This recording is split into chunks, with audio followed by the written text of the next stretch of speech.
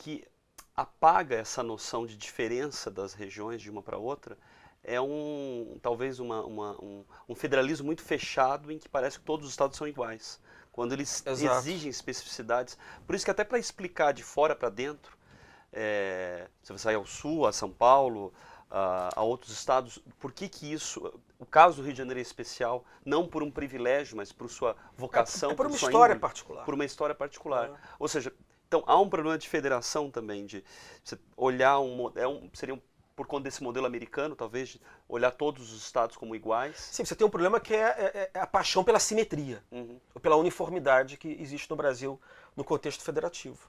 Não é? Que tem várias causas, eu acho que não cabe aqui mencioná-las Claro. todas, entendeu? Mas assim, você tem um estado que tem 200 mil habitantes, 300 mil habitantes, que sei lá, como a Amapá, e você tem outro estado que supostamente é igual como São Paulo, que é do tamanho da Argentina, que tem o PIB da Argentina e tem 40 milhões de habitantes. É evidente que os estados não são iguais. Tá?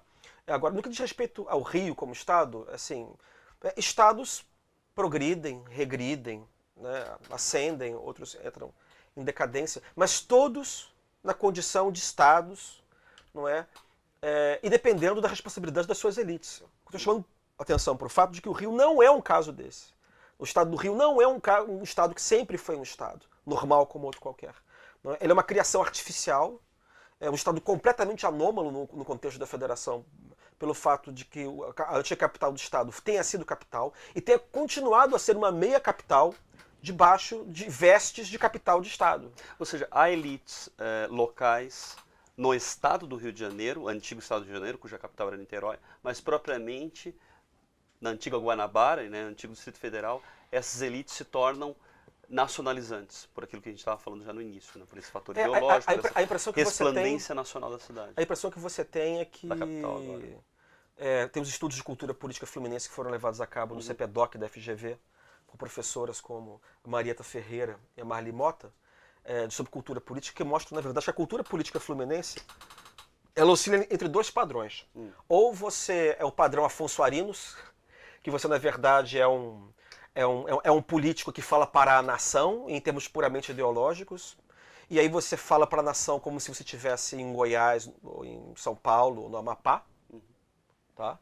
Ou o outro padrão é padrão política de bica d'água, que é a política mais clientelista e corrupta que você pode imaginar. Não é? Que é uma política para si próprio. E em nenhum dos dois casos você tem uma articulação razoável dos interesses regionais. Você vê, inclusive, que devido à presença federal maciça no Rio de Janeiro, o governador é uma figura apagada. Sim.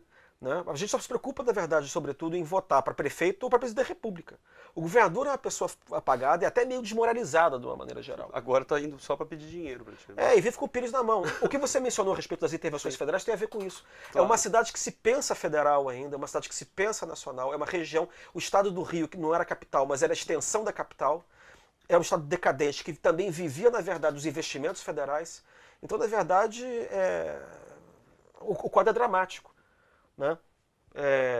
Não é à toa que nós vivemos de intervenções federais brancas. Sim, sim. Né? A gente não sofre intervenções federais formais porque a intervenção federal se tornou constitucional, se tornou obsoleta.